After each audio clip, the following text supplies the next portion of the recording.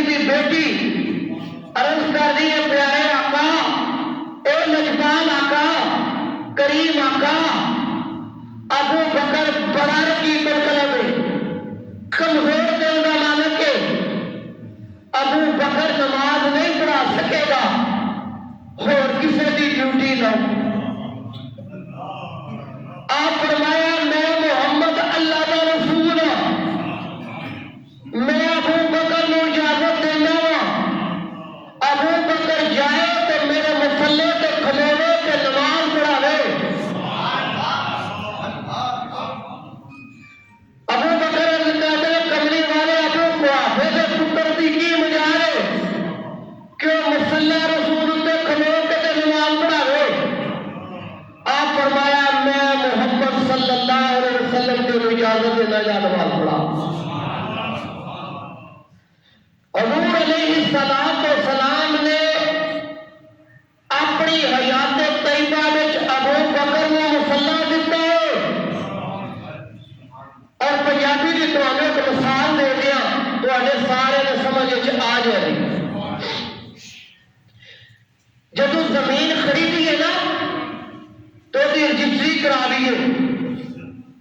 تو جس بندے کے متعلق خوف ہو گئے یا شک ہو گئے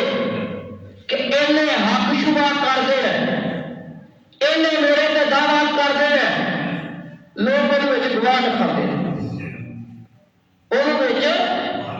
گواہ کھاتے ہیں تاکہ کل میں جی میرے دعویٰ کرے گی تو جج کے سامنے گل رکھی جائے کہ جناب جب سودا ہوا سی جب تحریر مراد علی کہہ جائیے مجوسی نے انہوں کیوں نہ نہیں انہوں کیوں نہ نہیں جب حکم فرمایا ہو کہ نماز پڑھاؤ، اقامت پڑھی گئی، امیر المومنین مصلی سے کھڑے ہو گئے، پیچھے بندے رہ گئے دو، پیچھے بندے رہ گئے دو، ایک حضرت علی کرم اللہ وجہ کریم سن، دوسرے آپ کے چاچا حضرت عباس سن۔ یہ دونوں حضور کے خاندان چوسر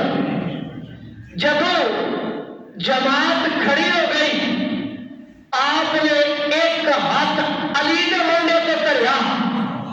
دوسرا ہاتھ حضرت عباس کے منڈے پہ کریا، تو آپ سہارا لیندے مسجد بشیر کو بھیجا۔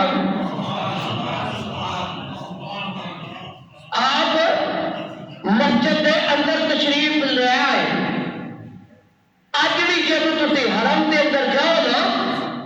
تو انہاں کسے نے مخاطب کرنا ہوئے یا کسے نے کسے کام تو موڑنا لے کر دیں ہاں جی تاریخ جانے صحابہ کرام نے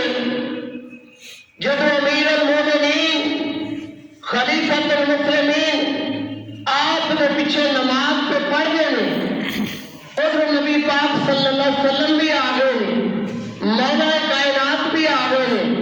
حضرت عباس بن عبد المطلب بھی آ گئے، صحابہ کہ سرکار آ گئے، ابو بکر مصلی چھڈ کے تے پیچھے ہو لگے، سرکار بازو کو پھڑیا تے فرمایا نہ ابو بکر کی نماز ٹوٹی، نہ صحابہ کی نماز ٹوٹی، نہ علی کی نماز ٹوٹی، اشارے بھی کر دے لیکن اللہ کے نبی صلی اللہ علیہ وسلم ابو بکر کے نام آ کے کھلو گئے، نماز ابو بکر نہیں پڑھائی۔